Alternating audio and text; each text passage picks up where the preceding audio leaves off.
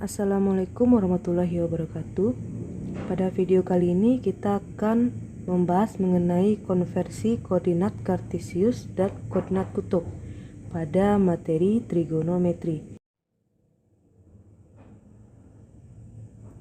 Konversi koordinat kartesius dan koordinat kutub ini nanti kita akan bagi menjadi dua bagian, yaitu konversi dari koordinat kartesius ke koordinat kutub dan konversi dari koordinat kutub ke koordinat kartesius. Nah, pertama, koordinat kartesius ini sudah Nanda pelajari pada tingkat SMP. Koordinat kartesius biasanya dituliskan dalam bentuk x, y.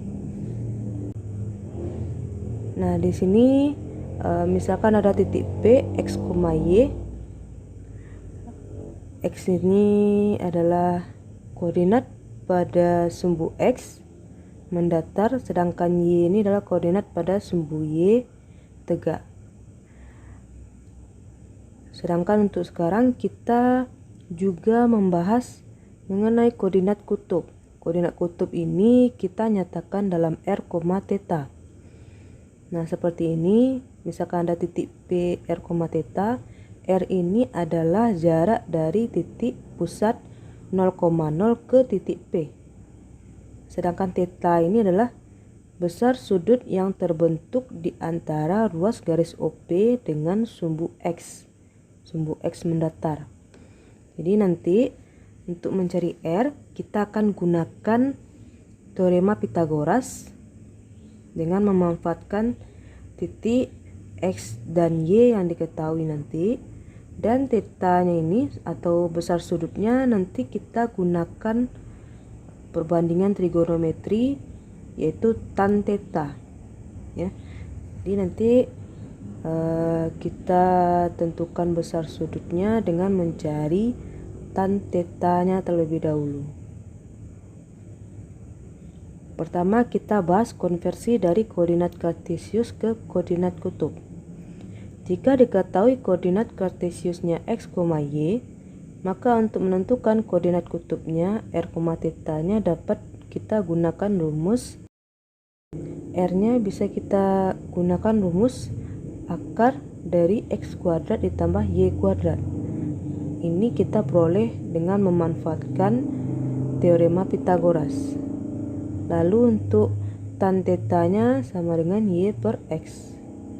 Jadi nanti dari tan theta ini bisa kita peroleh tetanya atau besar sudutnya. Kita masuk contoh. Di sini tentukan koordinat kutub dari titik-titik berikut. Yang A titik P 8, negatif 8 akar 3, yang B titik Q negatif 2 akar 3, 2. Untuk yang A diketahui titik P nya 8, negatif 8 akar 3, maka X nya itu adalah 8, sedangkan Y nya adalah negatif 8 akar 3.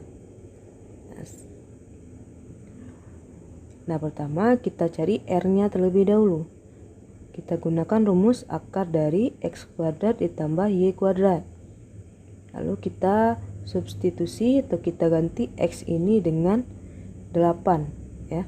Jadi 8 kuadrat ditambah Y nya kita ganti dengan negatif 8 akar 3. Ini kita kurung karena dia bernilai negatif. Jadi negatif 8 akar 3 dikuadratkan. Hasilnya adalah 8 kuadrat 64, negatif 8 akar 3 dikuadratkan hasilnya 192. Kita jumlahkan 64 ditambah 192 sama dengan 256. Jadi akar dari 256 adalah 16. Setelah kita peroleh R-nya 16, selanjutnya kita cari tan theta-nya. Tan theta sama dengan Y per X. Y-nya tadi negatif 8 akar 3, X-nya adalah 8. Ini bisa sama-sama kita bagi 8, maka kita peroleh hasilnya adalah negatif akar 3. Setelah kita peroleh tan theta-nya ini, langkah selanjutnya adalah kita tentukan tetanya atau besar sudutnya. Nah, pertama kita abaikan terlebih dahulu tanda pada tan tetanya. Tandanya negatif atau positif kita abaikan. Yang kita perhatikan adalah nilainya ini, akar 3. Kita tahu bahwa akar 3 itu adalah tan dari 60 derajat. Jadi akar 3 itu adalah tan 60 derajat. Tapi kita belum bisa pastikan apakah sudutnya memang 60 derajat. Jadi kita perhatikan titik P-nya dulu. Kita patokannya pada titik P. Titik P di sini X-nya positif, Y-nya negatif. Jadi kita tentukan titik P-nya ini berada di kuadran berapa. Karena inilah yang akan menjadi patokan kita menentukan besar sudutnya. Sini kita coba buat sumbu X, ini sumbu Y. Nah, kita tentukan dulu letak titik P-nya. P itu koordinatnya X positif. X positif letaknya di sebelah kanan. Nah, kalau Y-nya negatif berarti letaknya di bagian bawah ya. Di sini berarti letak titik P-nya berada di kuadran 4. Nah, di kuadran 4 ini rumusnya adalah 360 derajat dikurang alfa. Jadi nanti kita tentukan besar sudutnya menggunakan rumus ini. Karena P berada di kuadran 4, maka tetanya adalah 360 derajat dikurang 60 derajat. Jadi hasilnya adalah 300 derajat. Jadi koordinat kutubnya adalah P 16,300 derajat. Di sini Ibu tekankan sekali lagi, untuk menentukan tetanya kita perhatikan letak dari titik P atau titik yang diminta pada soal. Kita tentukan terlebih dahulu dia terletak di kuadran berapa. Ya, karena ini sangat menentukan berapa besar sudutnya nanti. Next kita lanjut untuk yang B. Titik Q negatif 2 akar 3, 2. Di sini kita ketahui X-nya adalah negatif 2 akar 3 dan Y-nya adalah 2. R sama dengan akar dari X kuadrat ditambah Y kuadrat. Kita ganti nilai X-nya dengan negatif 2 akar 3, Y-nya dengan 2. Nah, kita kuadratkan, maka kita peroleh hasilnya 12 ditambah 4 sama dengan 16. Jadi akar 16 sama dengan 4. Selanjutnya kita cari tan tetanya.